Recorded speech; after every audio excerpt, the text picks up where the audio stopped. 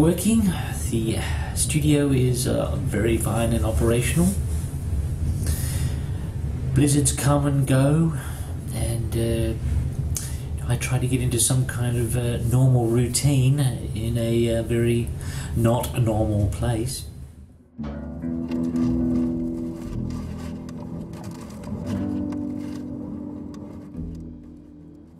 Blizzard lines connected all the buildings together, and they basically helped us navigate through the wild katabatic storms.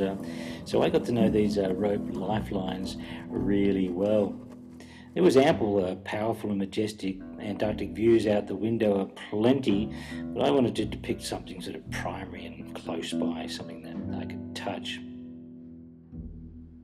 I also became pretty aware of knots.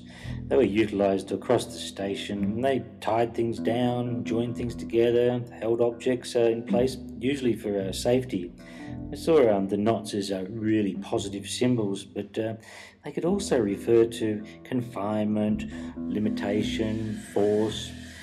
Also, there was lots of knots in the wind. Lots of knots.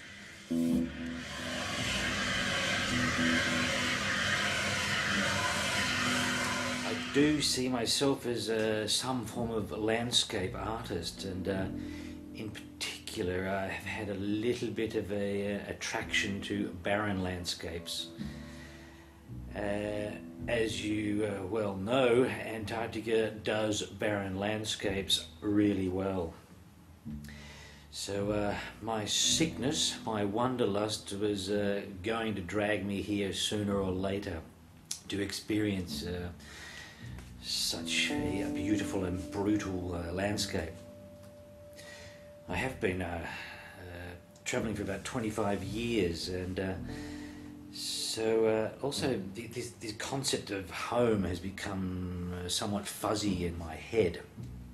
That kind of makes Antarctica a little bit intriguing to me, because Antarctica is nobody's home, and therefore it becomes strangely cosy for me.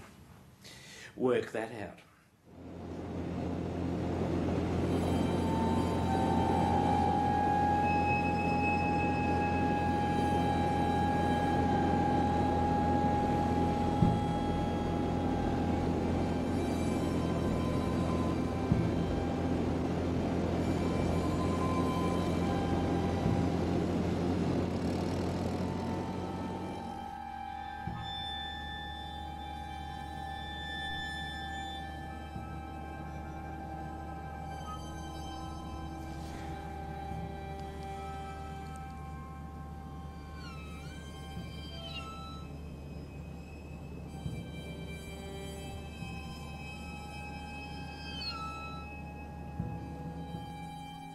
Over the year, we went on a bunch of trips or jollies away from the station, sometimes with quad, sometimes in Hageland, or sometimes just walking.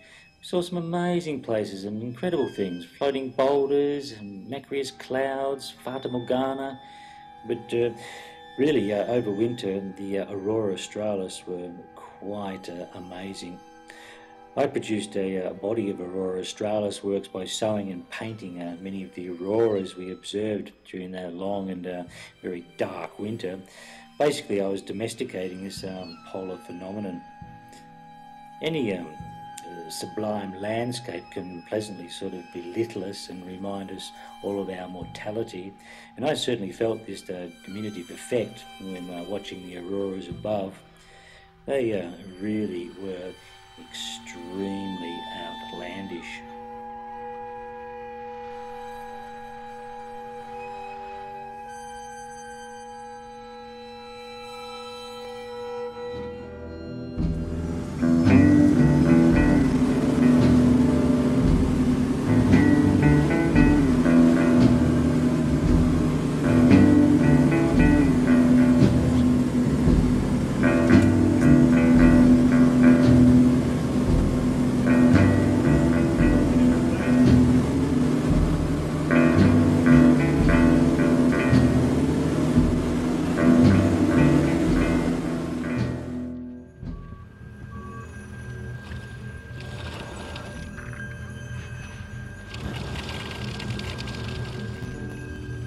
Besides watching the sexy auroras over the winter, I was also busy watching the darkness, and a series of work called A Good Day Tonight came out of this winter period, when time became kind of fluid, and one day and then it froze over the next. I explored this sort of temporal disruption and the heart of darkness, if you like, with grids in the form of calendars, each made up of 49 dark squares or tones.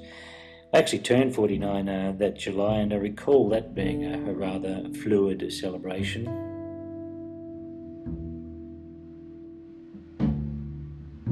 August, traditionally the more tricky month. Midwinter's gone, and still quite a bunch of months to go before anyone can be extracted. It's the coldest month normally. Still very little sun, a bit of stress, what's happening at home, cracked lips, strange emails from people asking me if I've seen any pixies. Maybe I have.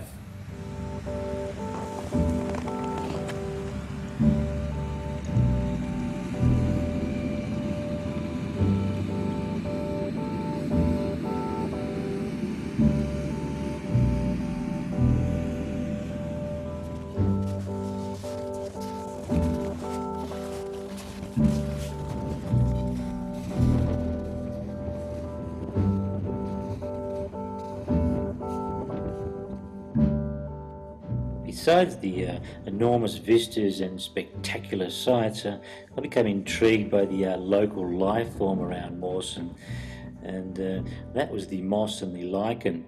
Just a few centimetres of green or grey or orange vegetation is far older than anything human in Antarctica. Yeah, I used to sit and watch the moss thaw out as I was slowly thawing out in October and waiting for a plane to extract me. But these hardy plants, I really thought they deserved some of my attention, and I made a series of travailogues about them. They are truly amazing to survive in this climate, just totally astounding.